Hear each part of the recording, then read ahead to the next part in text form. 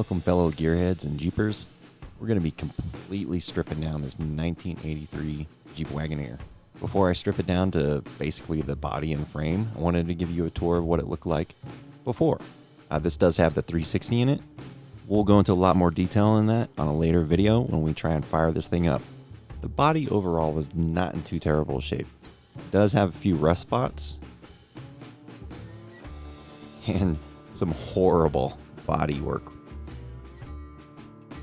It does have the full roof rack, and the roof is straight as well. And it did come with the optional wheel well vents. Not standard, but you pretty much see them on all of them. Back window busted out, of course. Can't wait to crawl around in all that glass.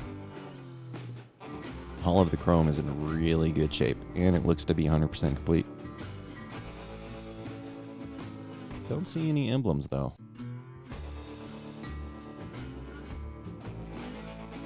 And we do have a little bit of a dent on the driver's side door.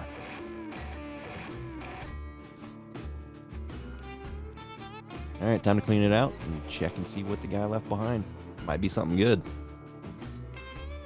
Adios floor mats. It always makes me laugh what people do to their cars.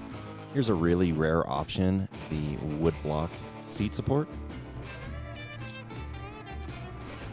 Alright, gonna put this to the beer fund.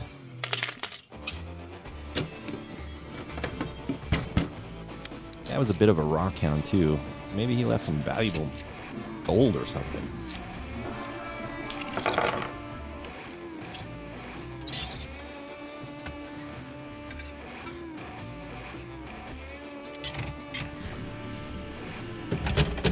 Little door handles hiding in the glove box as well, along with registration. Yeah, I don't think he got this thing on the road though. Oh man, too bad that's all busted up, huh? Oh my god, look at that. How many times do you think somebody has cut themselves on that? Overall, the interior is okay. The instrument panel is pretty good though. And of course, somebody already bought it before I even started tearing this thing apart. Onto the passenger side. This is where all the good stuff is. A couple of tools, not bad. The interior pieces, that's always good. Of course, belts. Lots of belts in this thing. And this thing, you know what it is? And this weird hammer made from rebar and a stick. Have you figured out what this thing is? No?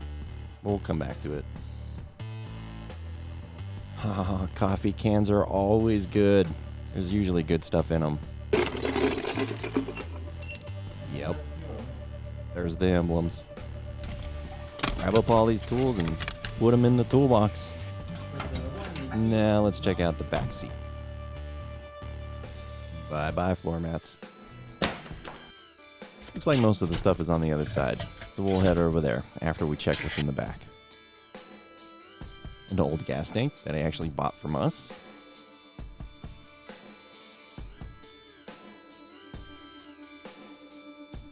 Mostly trash and broken glass. Might as well add this stuff to the pile too. Cool. Owner's manual for a radiator. I'll be sure to save that. New old stock antenna. Score. Looks like we've got a carb rebuild kit. All I need now is a carburetor.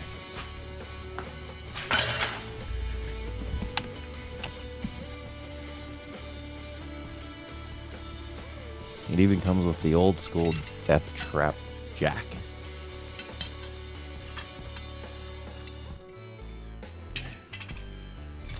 Alright, here's the carb to go with the carb rebuild kit.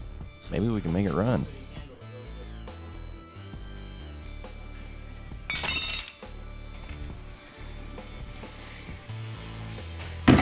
Nothing but net. I have a feeling I'm going to need this to try and get this thing started. Starting fluid. I think it might be a little bit too late for this stuff. So here's my public service announcement for you guys. If you find an old bottle of this stuff, do not open it. Throw it away. It goes bad. Really bad. Well, he's got fluid for everything in here.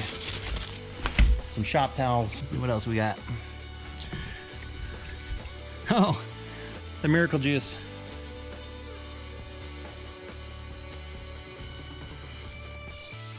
I'll spray a little of that WD-40 I just found on this and it'll be just fine. And I recognize this immediately from my days as a lifty. Next time you go skiing or snowboarding, look up. This is what attaches you to the cable. So that's pretty much for the intro. It's time to get to work and strip this thing down completely. So be sure to like and subscribe and stick around through the whole series of the videos. You'll learn a lot. And hopefully have some fun too.